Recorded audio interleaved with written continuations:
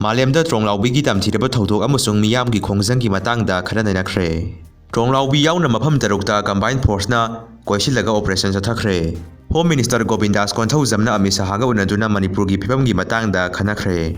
Malemgi thakta mai paklaba sulengaki mateng phangdabana maram oiraga wakhalonda nungaibagi mami taba udri. Chief Minister Khemsangi Tengnopan amasung Surachandpur chanabagi poram yatpa hokre. Moirang Police Station da case FIR gi copy piu haibada piba ngamdre khaidem mani. Ngasidagi Imphal Ukhul lambi thinglagani Kuki CSO Working Committee.